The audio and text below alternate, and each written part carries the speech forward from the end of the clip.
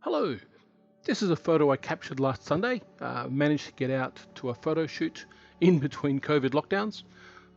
Working with a friend of mine, Marius from Stunning Photography Australia, and he organised a shoot with this lovely model, Alison King, who is a ballet dancer and professional model. This was my favourite shot that we got out of the day, taken down in Hosier Lane in Melbourne.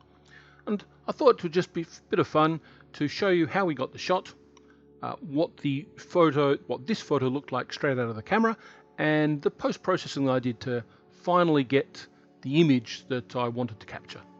So I'm shooting manually here, so we get Alison set up in the middle. Marius has got the petals ready for her to throw into the air, and I've got my flash off camera held high up to the left. So I take a few test shots till I'm happy with all of the settings and that the level of the flash is right. Then we just wait for the crowds to disperse, and we wait. And we fire for a quick few shots. Not a bad result, probably not enough petals in the air, so let's try that again. So we reset and wait for someone to park their car. And we fire off another few shots. Better result, better petals in the air. Not quite happy with Alison's hair, and of course there's that dude walking through the background with his body overlapping the ballerina. So yep, let's give this one more try. So this time I fire off 9 shots, and at the end I'm actually pretty happy. There are 2 shots that I think are the shots that I'm going to use. And these are the 2 shots I picked out of the sequence. Birds on the right looks pretty cool. The petals in the air are great. But it's the flash in the left shot. That's the shot I'm going to work with. Here is the original image in its full size. So my process is I'm going to put this into Lightroom. I'm going to play with the colors, adjust the light levels. Then I'm going to throw it across to Photoshop, and we're going to see if we can remove some of those people out of the background that I find distracting. Here in Lightroom, it's about getting the colors right. So I've dropped the blacks right down. That'll help pop the colors in the artwork and darken the leotard and the tutu. I don't want to lose all of the lovely material in that tutu, so I've brought the shadows back up. That'll help with the texture there.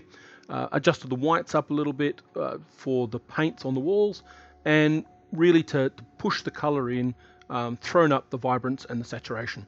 Now the tutu is black, the floor grey, the model is almost white, so that won't be affected so much by the vibrance and saturation, but it will really help the colours on the walls pop. I also crop this image down. I want to bring a more focus and attention onto the ballerina. So I'm using the rule of thirds here. I've got a body on that first third line. I've then kept her body within the lower 2/3 and the left-hand 2/3 of the image. So we see the crop lines are just on a wrist at the top and just behind the wrist on the right there.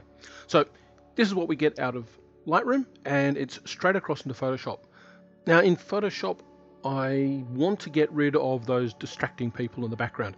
I tried using content aware fill, it didn't work for me this time. So the plan is to fake the depth of field.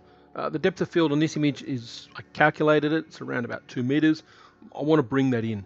So what we're going to do is we're going to start by selecting the ballerina out from the image. The ballerina and some of the petals, they're our midground. There is no foreground in this image, and the background is what we want to blur.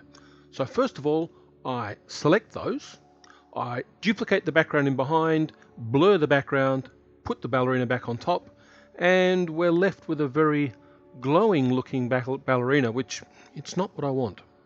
Now the reason this happens is that the Gaussian blur in the background blurs everything, and that includes blurring the ballerina. So her arm, her head, all that pink and gold is blurred out into the image. So when we place the image of the ballerina back on top, we end up with this glow effect, and that's really not what we want.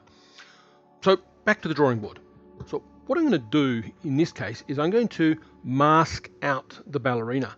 Now we do that by selecting the ballerina again, but this time we invert the mask and apply it. So we end up with a cutout of the ballerina. Now that is going to be my background that I'm going to blur. And for this case, what I need to do is make a sandwich. So I leave the full background untouched as the bottom layer. I put this image of the background with the ballerina cut out as a model in the middle, and my front layer for this sandwich is the masked out ballerina. So I have ballerina, background with cutout, and full background. Now I then turn that middle part of the sandwich into a smart object, and there's a reason for doing that. When you apply Gaussian blur, if you do it with an image that has a mask, the image still blurs out, the mask only shows you what you want to see, which would still contain the blurred parts of the image, but that's not what I want. By converting it to a smart object and then applying the blur, I end up with an image that there isn't that pink and gold bleeding into the rest of the image. I'm just left with an image that is blurry, and there are some parts where the background, i.e. nothingness, is slightly fuzzed out. There's a bit of that, so you'll see that when I place the ballerina back on top, we get a bit of an outside edge, but that's not glow, that is just a part of the image that is transparent. So it still looks like a glow, but what we really have is a slightly transparent image. How do we fix this problem? Well, what we want is to put back the colors that were there originally, but we already have those colors, they're in the background. So all I need to do is slide the background in underneath, which I already have in my sandwich, and just turn that on and make it visible, and we will see those areas fill, and we now have a nice blurred background. Of course, the more perceptive ones amongst you will see that the ground underneath the ballerina is also blurry. That's not what we want either, so I've got to fix that part. So we're going to slip another layer into this sandwich. It is going to be the full background of the image again. I'm going to put it in between the ballerina and our blurred background, and I'm going to apply a gradient. So what that does is that I'm going to leave the part close to the ballerina's feet fully visible, so that'll be the nice clear in focus foreground, and I'm then going to apply a gradient that slowly slides to disappear this image, so that all we're left seeing is the blurred background. So what we have is basically between the ballerina's ankle and the bottom of the tutu is a slow transition, just like how a normal depth of field would look like, where we go from seeing the image in full to it disappearing. So that little layer on then covering up the blur means that we now have the ballerina standing on fully visible cobblestones. So from here, I take the image back into Lightroom. Lightroom is where I do my image management and my exports out for social media or printing. It's where I apply my watermark. Back in Lightroom, I noticed that I probably needed a little bit of rotation to straighten out the cobblestones. I apply a vignette, which sort of darkens up the alleyway and puts a little bit more light focus onto Alison there. And we are left with our final image. And so here we have, this is the original image straight out of the camera, side by side with the final product. And I was really happy with how this came out. So here is the final image, and I really like this one.